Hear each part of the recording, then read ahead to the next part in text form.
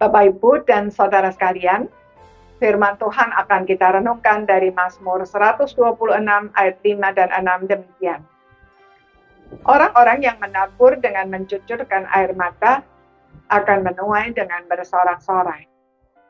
Orang yang berjalan maju dengan menangis sambil menabur benih, pasti pulang dengan sorak-sorai sambil membawa berkas-berkasnya.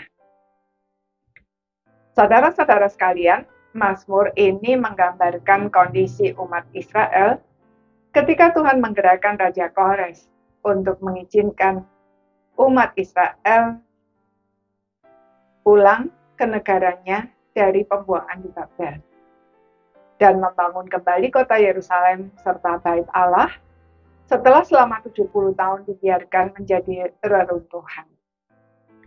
Tentu saja itu merupakan berita yang mengejutkan dan sangat menggembirakan. Sehingga pemazmur berkata, ketika Tuhan memulihkan keadaan Sion, keadaan kita seperti orang-orang yang bermimpi. Pada waktu itu, mulut kita penuh dengan tertawa, dan lidah kita dengan sorak-sorai. Pada waktu itu, berkatalah orang di antara bangsa-bangsa, Tuhan telah melakukan perkara besar kepada orang-orang ini.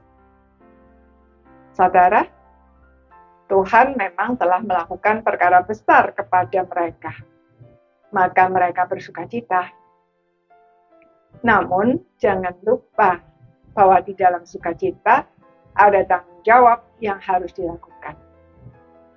Reruntuhan yang sudah dibiarkan begitu lama itu telah ditumbuhi dengan onak dan duri, yang tentu saja tidak mudah untuk membersihkannya. Selain itu, bangsa-bangsa di sekitarnya yang merasa terancam jika Yerusalem dan Bait Allah dibangun kembali, berusaha menghambat pembangunan tersebut dengan segala macam cara. Akibatnya pekerjaan menjadi semakin berat dan sulit. Nehemia berkata bahwa mereka harus bekerja sambil memegang senjata. Meskipun demikian, apa yang mereka lakukan tidak akan pernah sia-sia. Sebab setiap orang yang melakukannya dengan sungguh-sungguh, pasti pada saatnya akan menuai hasilnya.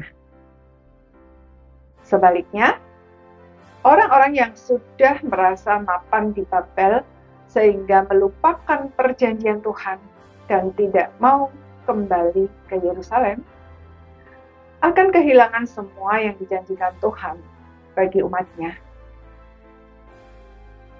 Saudara, hidup sebagai orang beriman dan melakukan pekerjaan Tuhan memang tidak mudah.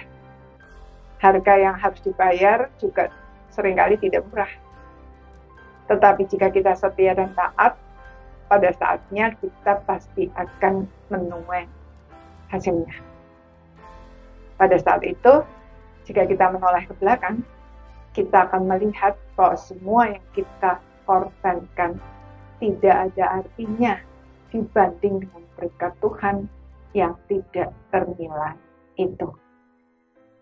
Karena itu, jangan pernah menyerah oleh beratnya tantangan yang harus kita hadapi.